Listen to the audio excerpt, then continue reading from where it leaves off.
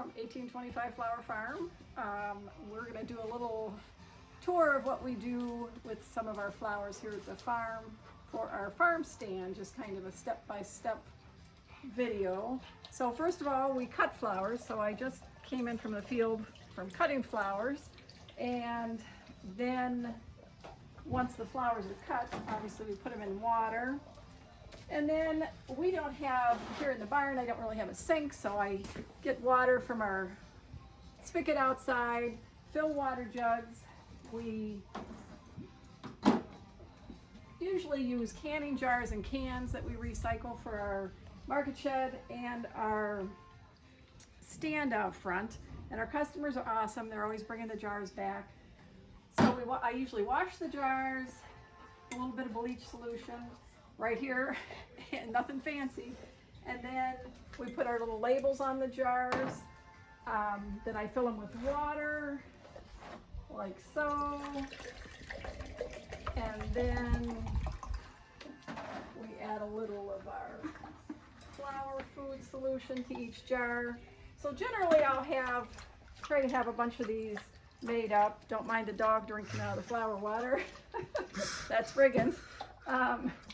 And then once we have the labels on, the water in here, then I take a piece of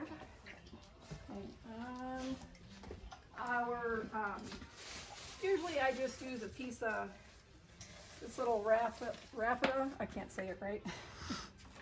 And I need some scissors. I'm a little prepared here. Okay. So this is how much love we put into our little flowers, because we just want to make them look fancy. So we put a little piece of this on the top of our jar just to add a little something, because I know a lot of our customers will pick these up and they're taking them to someone in a nursing home or for a gift or hostess gift or whatever. So you want them to look kind of fancy. So I just kind of stick a little piece of that on there like that. And then when we cut the flowers, all our zinnias, we take, and to prep those, we pull all the leaves off the zinnias just to give you a prettier arrangement, and the flowers will last a little longer. So we do all that ahead of time.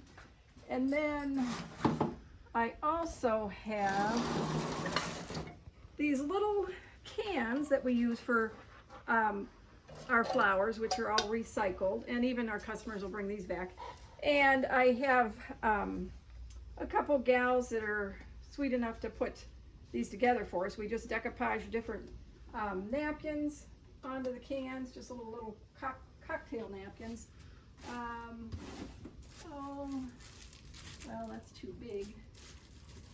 So like for Christmas, we do Christmas ones, we do fall, here's a fall can.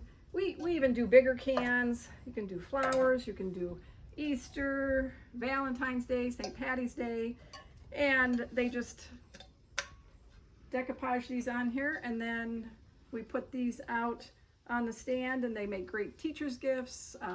The kids love them. We have, as you can see, we recycle tons of cans. Actually, my sister's dog has to eat special dog food, so she brings us plenty of cans. So these will work on this winter for next year. And then I have tons of jars that people recycle for us, and we put labels on them. They don't necessarily have to be a canning jar. So we have tons of those. And so once we have our jars filled with some water and our flowers prepped, then I just start to put our little flowers in the jars. And this year we've had a really bad growing season, so a lot of our flowers are coming in out of the field with these little dinky stems on them, but that works out perfect for our little cans because they fit in here perfectly without even trimming the stems off, as you can see. So those are still used, we don't throw them out, and when we're designing. And then you can use like our sunflowers when they come in from the fields too. Normally I do this out in the field, but I didn't this morning because I was rushing. but we pull all the leaves off our little sunflowers, and those will even fit in the small little cans also. So anyway, I don't have a finished project here for you, or finished arrangement. So maybe I'll put one together and then we can add that in a couple minutes.